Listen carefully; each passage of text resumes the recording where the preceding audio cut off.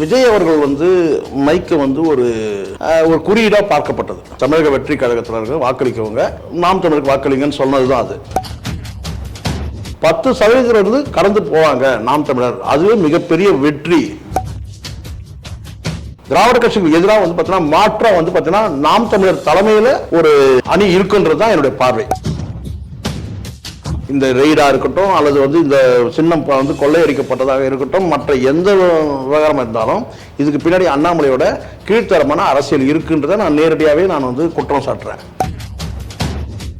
வாக்கு எண்ணும் போது மைக் சின்னத்தையும் எண்ணணும், விவசாய சின்னத்தையும் சேர்த்து எண்ணாதான் அந்த பர்சன்டேஜ் நான் வரும்னு நான் சொல்றேன். அதை எண்ணியே தீரணும். அப்படிதான் பலரும் சொன்னாங்க, நீங்க சொன்னீங்க அண்ணாமலை வந்து சின்னம் வந்து போனதுக்கு நாங்க பொறுப்பு. பட்டவர்த்தனம் அது வந்து அண்ணாமலை தான் அது காரணமே. நியூஸ் அவர்ஸ் தமிழ் நேயர்களுக்கு வணக்கம். அதாவது 2024 நாடாளுமன்ற தேர்தல் 7 கட்டங்களாக நடைபெறுகிறது. நேற்றோடு 4 கட்டத்திற்கான வாக்குப்பதிவு நிறைவேற்றிருக்கிறது. இந்த 4 கட்டமே கிட்டத்தட்ட 60லிருந்து 63, 64, 65 அப்படிங்கிற மாதிரியான ஒரு பெர்சன்டேஜ் தான் வாக்குப்பதிவானது நிறைவு பெற்றிருக்கிறது. வாக்கு சதவீதம் எதிர்பார்த்த அளவுக்கு இல்லை அப்படிங்கிறதும் ஒரு வருத்தப்பட வேண்டிய ஒரு விஷயம்தான். சரி, இப்போ நம்ம தமிழ்நாட்டை நோக்கி வந்தோம் அப்படின்னா அதிமுக திமுக அப்படிங்கிற இரு திராவிட கட்சிகள் ஆட்சி செய்து கொண்டிருந்த இந்த ஒரு கிட்டத்தட்ட ஒரு 10-20 வருடங்கள் 30 வருடங்கள் அதை தாண்டி காங்கிரஸ் இருக்கிறது, தேசிய கட்சிகள் இருக்கிறது. இருந்தாலுமே இப்போ இந்த முறை 4 முனை போட்டி நாம் தமிழருக்கு, அதாவது அதிமுக திமுக நாம் தமிழர் பாஜகவும் இந்த போட்டியில களம் இறங்கி இருக்கிறது. அந்த போட்டியோட முடிவில், அதாவது ஜூன் 4ஆம் தேதி தான் தெரியும் பாஜகவிற்கு 4வது இடமா இல்ல வேற நோட்டாவிற்கு 4வது இடமா அப்படின்னு. ஏன்னா கடந்த முறை அவங்க நோட்டாவோட தான் போட்டி போட்டிருந்தாங்க. இந்த முறை முன்னேறி வந்திருக்காங்களா அப்படின்னா சமூக ஊடகங்கள்ல முன்னேறி வந்திருக்காங்க. வாக்கு சதவீதத்துல முன்னேறி இருக்காங்களா அப்படிங்கிறது நமக்கு இந்த ஜூன் 4ஆம் தேதி தெரியும். சரி, நாம் தமிழருடைய வளர்ச்சி விகிதம் எப்படி இருக்கும் அப்படின்னு பேச இருக்கோம். இதற்காக நம்முடன் இணையும் சிறப்பு விருந்தினர் மூத்த பத்திரிகையாளர் சேக்வேரா ஜெய்சங்கர். வணக்கம் சார். முன்னாடி சொல்லிட்டேன் எல்லாத்தையுமே. இந்த முறை நாம் தமிழருக்கு வந்து பல்வேறு சிக்கல்கள், கடந்த முறையெல்லாம் வந்து ஈஸியா அவங்க வந்துட்டே இருந்தாங்க. ஒரு வளர்ச்சி, ஒவ்வொரு தேர்தலுக்கும் ஒரு ஒரு ஒரு குறிப்பிட்ட பெர்சன்டேஜ் வளர்ச்சி இருந்துகிட்டே இருக்கும் அவங்களுடைய வாக்கு சதவீதத்துல. இந்த முறை அவங்களுக்கு பல்வேறு சிக்கல்கள் இருந்துச்சு.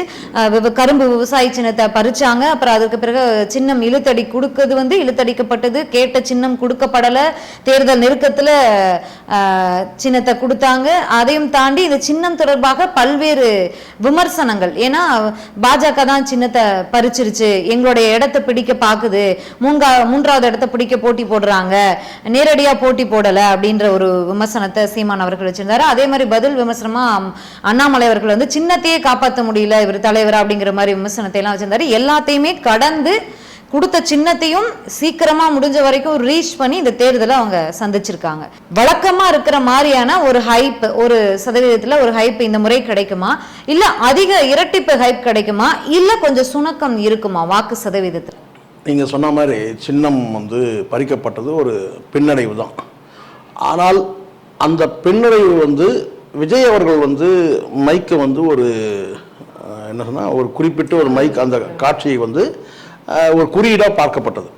அதாவது கேட்டால் வாக்களிக்காதவர்கள், அதாவது தமிழக வெற்றி கழகத்தினர்கள் வாக்களிக்கவங்க இந்த நாம் தமிழருக்கு வாக்களிங்கன்னு சொன்னது தான் அது. இன்றைய வரை அது வந்து பார்த்தீங்கன்னா அப்படிலாம் குறியீடுலாம் அது இல்லை அப்படின்னு மறுக்கலை. அப்போது என்னென்னு கேட்டால் இந்த நீங்கள் சொன்ன மாதிரி பார்த்தீங்கன்னா கிட்டத்தட்ட ஒரு 7% ரீச் ஆன கடந்த தேர்தலில் வந்து 7% ரீச் ஆகிட்டேன். அந்த ஒரு சொல்ல இப்போ வந்து கேட்டால் கூடுதலாக வந்து பார்த்தீங்கன்னா வந்து இயற்கையாகவே வந்து பார்த்தீங்கன்னா சின்னம் இருக்கும்போது இயற்கையாகவே வந்து பார்த்தீங்கன்னா 10% தாண்டணும். கிட்டத்தட்ட ஒரு 50 லட்சம் வாக்குகளை வந்து இவங்க ரீச் ஆவாங்கன்ற ஒரு பார்வை தான் இருந்தது. இந்த சின்னம் பறிக்கப்பட்டது ஒரு பின்னடைவாக இருந்தால் கூட விஜய் அவருடைய இந்த ஆதரவு வந்து அதை சமன் செய்யும். அப்போ என்ன கேட்டீங்கன்னா ஒரு 10% வாக்குகளை கலந்து போவாங்கன்றது தான் பார்வை. நீங்கள் 3வது அணி இங்கே வந்து எப்பவுமே வந்து இன்னொரு பின்னடைவு நாம் தமிழருக்கு என்னன்னு கேட்டிங்கன்னா, சின்னம் பறிக்கப்பட்டது மட்டும் இல்லை, மாற்று என்றால் அது வந்து சீமான் தான் என்ற அந்த பார்வை வந்து இந்த தேர்தலில் வந்து அண்ணாமலை ஒரு அணி அமைச்சதுனால திமுக திராவிட கட்சிகளுக்கான அந்த மாற்று வாக்குகள் வந்து பார்த்தீங்கன்னா கணிசமான வாக்குகள் வந்து அந்த பக்கம் தேவையில்லாமல் ஒரு குப்பையில் போட்ட மாதிரி ஆயிடுச்சு. இங்கே வந்து பார்த்தீங்கன்னா அது வந்து ஒரு பொக்கிஷமாக இருந்திருக்கும் ஒரு வாக்குகளும் நாம் தமிழருக்கு.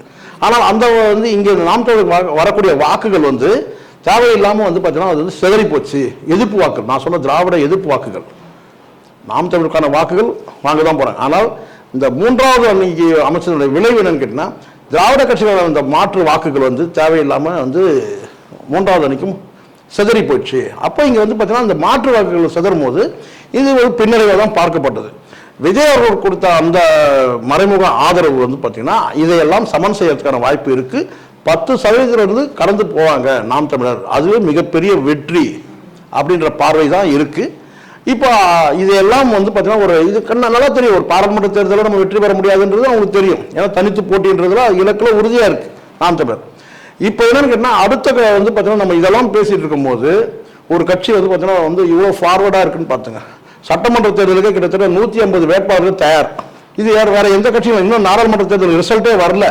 அதை எதிர்நோக்கி வந்து அதிமுகவும் திமுகவும் காத்துட்டு இருக்கு, 3வது அணியும் காத்துட்டு இருக்கு. இங்க வந்து பார்த்தீங்கன்னா 150 வேட்பாளர்கள் வந்து பார்த்தீங்கன்னா தயார் நிலையில் இருக்கிறாங்க. இது வந்து ஒரு பார்வையா பார்க்கப்படுது. அதாவது அடுத்த தேர்தலில் வந்து பார்த்தீங்கன்னா நிச்சயமா திராவிட கட்சிகள் ஒரு கட்சி இருக்கும், ஒரு கட்சி இருக்காதுன்றது தான். திராவிட கட்சிக்கு எதிராக வந்து பார்த்தீங்கன்னா மாற்றம் வந்து பார்த்தீங்கன்னா நாம் தமிழர் தலைமையில் ஒரு அணி இருக்குன்றது தான் என்னுடைய பார்வை. எப்பயுமே தனித்தே போட்டி தான், யாரோடும் கூட்டணி வைக்க மாட்டோம் அப்படிங்கிறத அடிக்கடி சொல்லக்கூடியவர் சீமான். அப்படி இருக்கும்போது பல்வேறு அரசியல் விமர்சகர்களுமே 26ல் வந்து நாம் தமிழர் தலைமையில கூட்டணி அமைய வாய்ப்பு இருக்கு, நாம் தமிழர் விஜய் அவர்களுடைய டிவிகே கட்சி விசிகா இந்த தலைமையில கூட்டணி அமைய வாய்ப்பு இருக்குன்னு ஒரு சில அரசியல் விமர்சகர்களும் சொல்லிட்டு இருக்காங்க. இது எந்த அளவுக்கு வாய்ப்பு? ஒரு சில நான் தான் முதல்ல சொல்லிட்டு இருக்கேன். ஓகே, உங்களுடைய பார்வையும்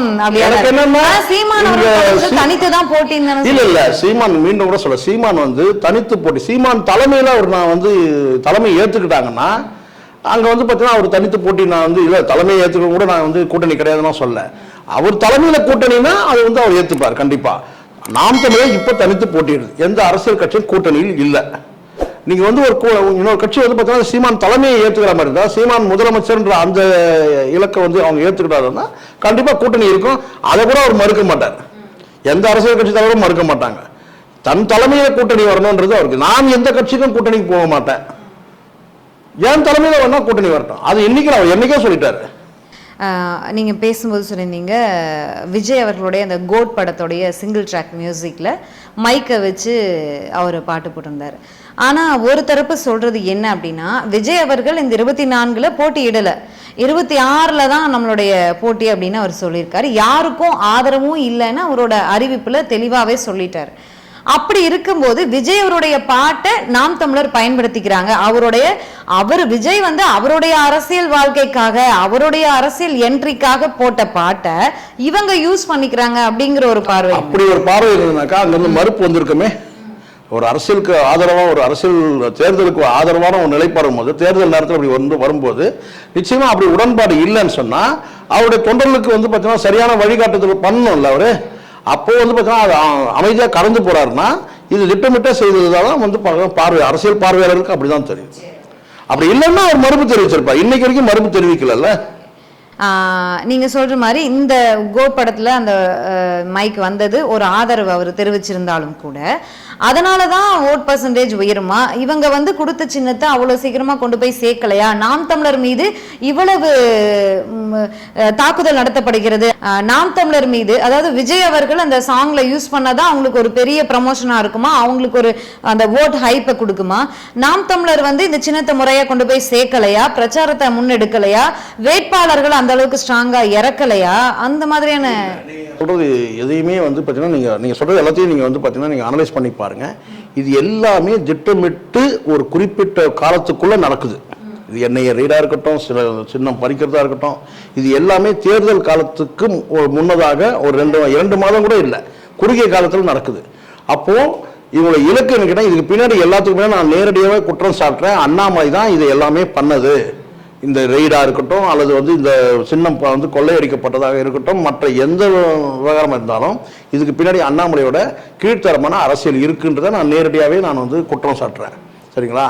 இது இல்லைன்னு சொல்லி அவர் வந்து பார்த்தீங்கன்னா எங்கேயும் அவர் மறுக்கவே இல்லை. இந்த சின்னம் பறிப்புக்கும் எங்களுக்கும் எந்த தொடர்பும் இல்லைன்னு சொல்ல, அவங்க விண்ணப்பிக்காம விட்டாங்கன்னு தான் சொல்றாரு தவிர இந்த திடீர் ஒரு அரசியல் கட்சி பதிவு செய்து திட்டமிட்டு நாம் தமிழர் சின்னத்தை முடக்கணும் என்பதற்கு முடக்கன்றது அந்த சின்னத்தை நம்ம வந்து பறிக்கணும்ன்றதுதான். நல்லா கேளுங்க, முடக்கணும்னா அந்த சின்னம் வரவே கூடாது. தேடிட்டு போயிடணும், மக்கள் வந்து தேடணும் விவசாய சின்னமே இல்லைன்னு. ஆனால் வேற ஒரு சின்னம் கொடுத்த பிறகு அருகாமையிலேயே அந்த சின்னத்தை வைக்கும்போது எங்களோட நோக்கம் என்னன்னு கேட்டா இந்த வாக்குகள் சிதறணும் என்றதுதான். திட்டமிட்டு சதின்று நான் உச்சகட்ட சதியின் உச்சகட்டம் அது. அப்படி இருக்கும்போது என்ன, இப்போ நான் சொல்றேன், இது கொஞ்சம் வித்தியாசமா இருக்கும் உங்களுக்கு நான் சொல்றது. இப்போ இப்போ அந்த குறிப்பிட்ட ஒரு கட்சி தன்னை வந்து தங்களுடைய கட்சியை வந்து கொள்கையோ அல்லது இருக்க தலைவர்களோ யாருமே தங்களை வந்து பிரகடனப்படுத்திக்கவே இல்லை மக்கள் மத்தியில். தேர்தல் காலம் வரைக்கும் வேட்பாளர் யாருன்றது கூட தெரியாது மக்களுக்கு. அப்படி இருக்கணும், ஆனால் சின்னம் இருக்கு, ஆனால் வேட்பாளர் இருக்கு, ஆனால் வேட்பாளர் யாருன்னா அறிமுகம் இருக்கா கிடையாது. அப்போ எல்லாமே டம்மி தான். இது எல்லாமே அண்ணாமலை ஏற்படுத்தப்பட்டதா இருக்கும். இப்போ நான் இது முடிச்சிடறேன் ஒரே செகண்ட். இப்போ நான் சொல்றேன், சீமான் கூட சொல்லல, சீமான் தம்பிகள் யாரும் சொல்லவே இல்லை. வாக்கு எண்ணும் போது இவங்க எல்லாருமே வந்து கேட்டீங்கன்னா வந்து மைக் சின்னத்தில் இருக்கிற அந்த வாக்கு தான் வந்து எண்ணுவாங்க. நான் சொல்றேன்னு கேட்டீங்கன்னா விவசாய சின்னத்தையும் சேர்த்தே எண்ணணும். அந்த விவசாய சின்னம் வந்து வாக்களிச்சாங்கன்னா அது அறியாமையின் காரணமா வந்து வாக்களிச்சிருப்பாங்க.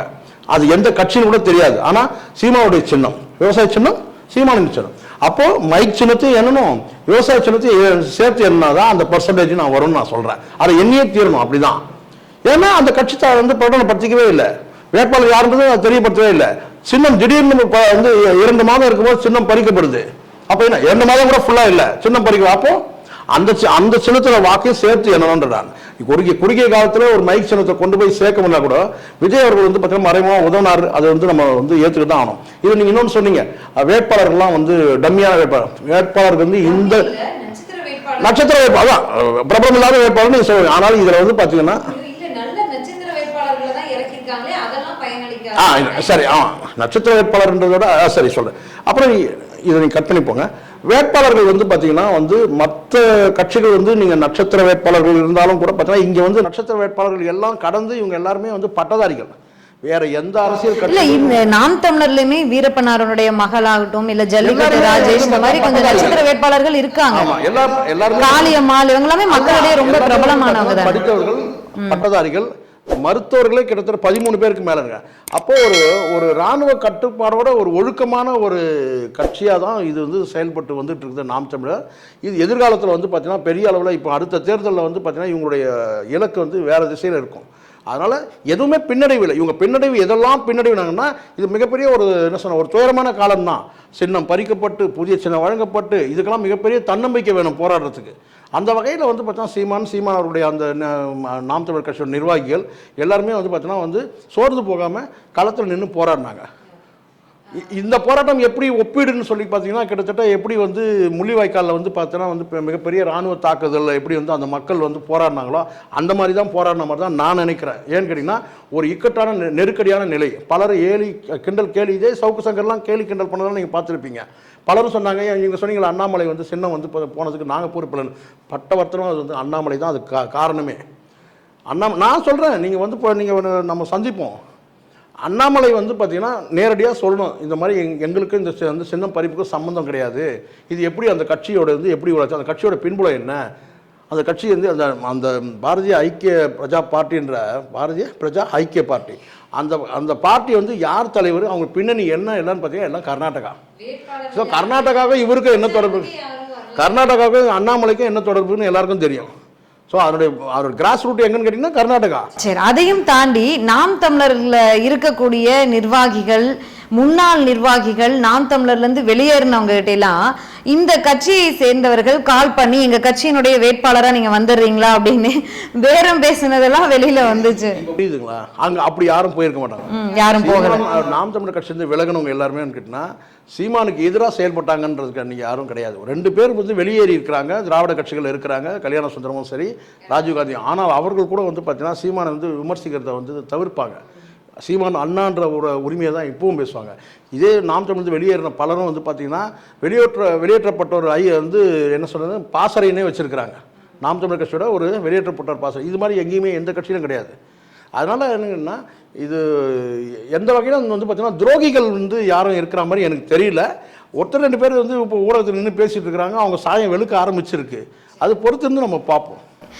நீங்கள் சொல்கிற மாதிரி இந்த முறையும் வாக்கு சதவீதம் உயருதா அப்படிங்கிறதையும் பார்த்துடலாம்.